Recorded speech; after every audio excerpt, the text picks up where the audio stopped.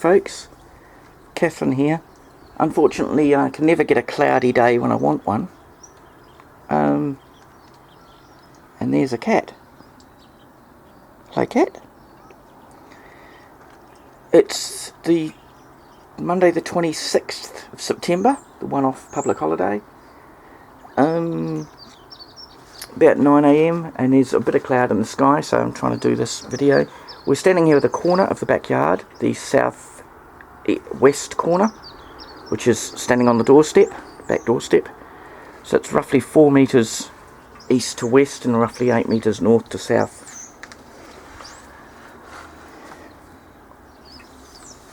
I can actually stand on something here. No, I can't.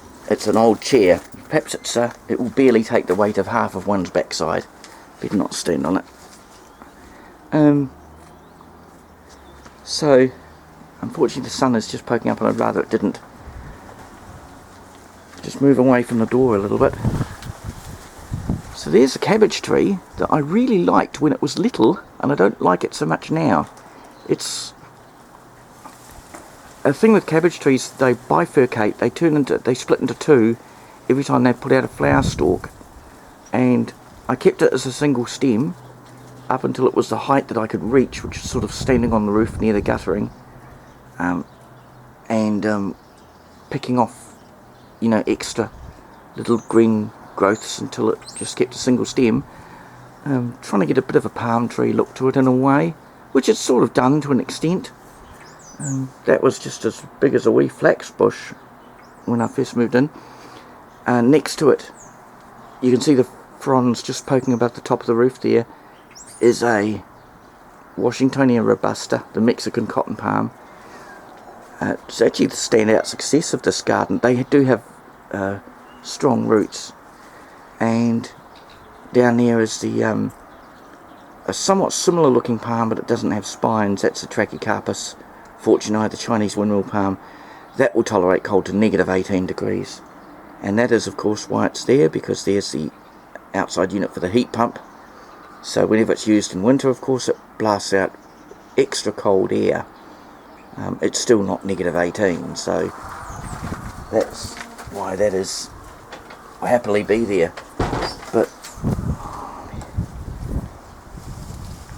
as we move around,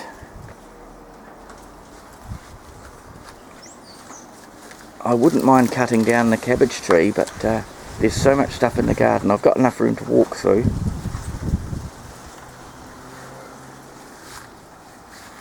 The pallets are obviously to stop things rooting into the ground. There's the remains of a concrete path here. It was a bit damaged in the earthquakes. But of course, if you sit things on the ground, even on a concrete path, they'll put roots out the bottom. And they'll put the most important roots out the bottom, the ones that feed and drink them.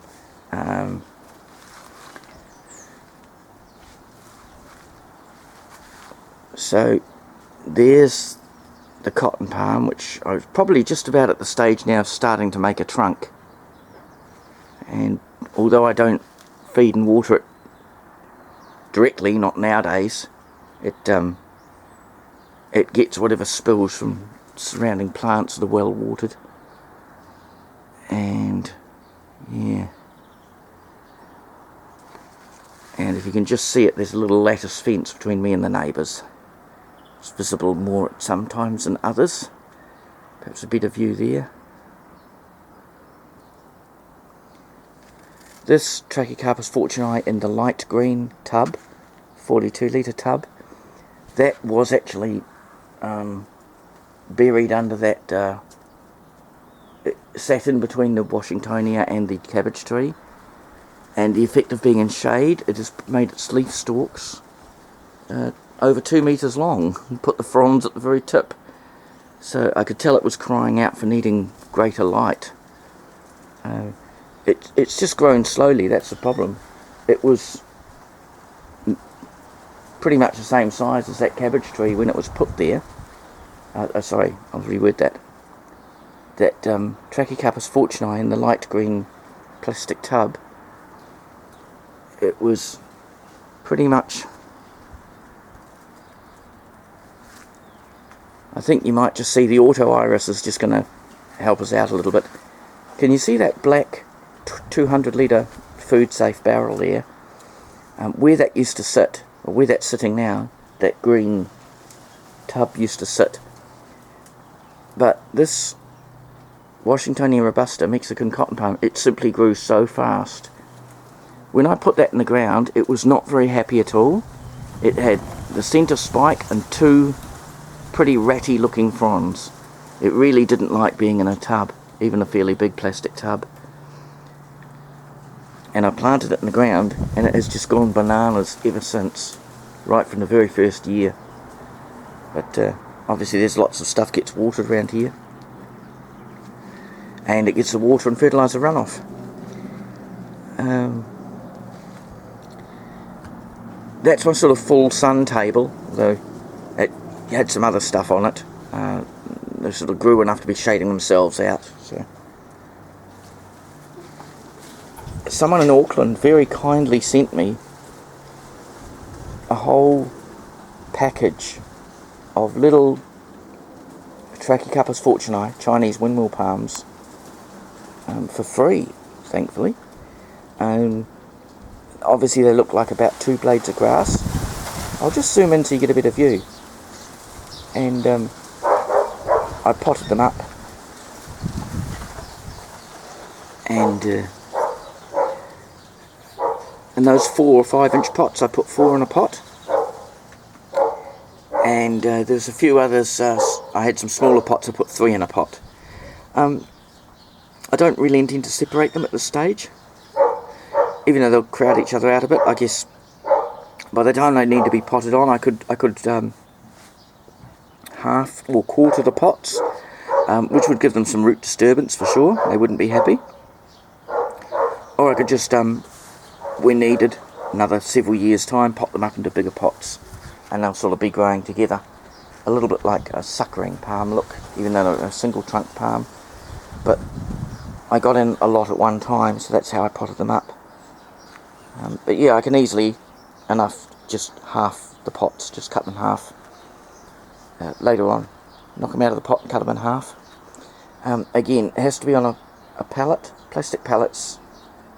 I used to use wooden pallets, and they do rot after a few years of heavy watering. And that's the advantage of plastic pallets. They don't rot. So, and it keeps them up off the ground, and their roots will not root down into the ground. The important part of the roots. We've got the multi-function washing line here happening. A few of the strings have broken. That's actually the slightly cool tolerant passion fruit, the banana passion fruit. That's not allowed to be sold in stores, but it does suffer, as I say, it gets a blast of cold air here from the heat pump unit, external unit. Here's actually a good shot. I've got a couple of these Mexican cotton palms still in tubs, and they really just don't do it. It doesn't matter how much water and fertiliser you give them, until they get in the ground, then they're not going to be their best. That one with a half dead, half overgrown raspberry in it, that's in a 40 litre tub.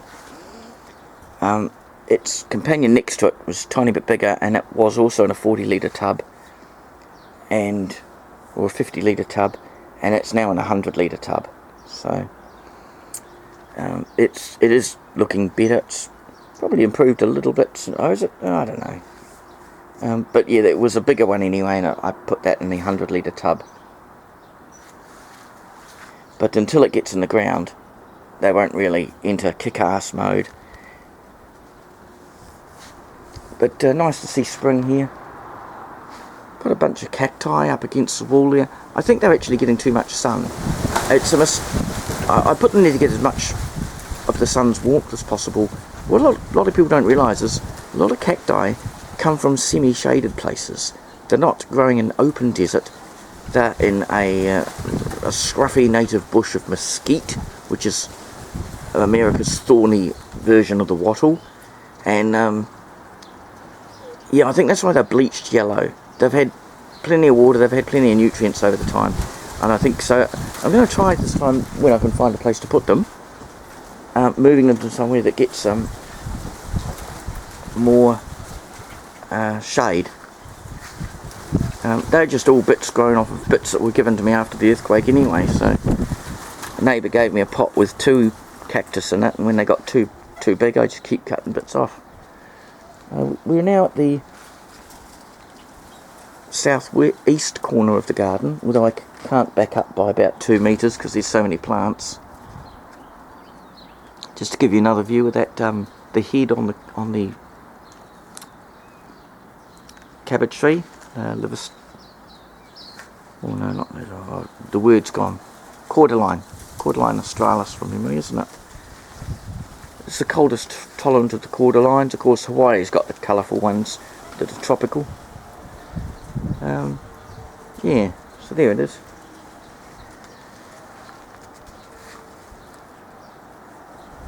And there is actually a neighbour's got a rose coming over the fence a little bit. I hacked that back a little bit as required.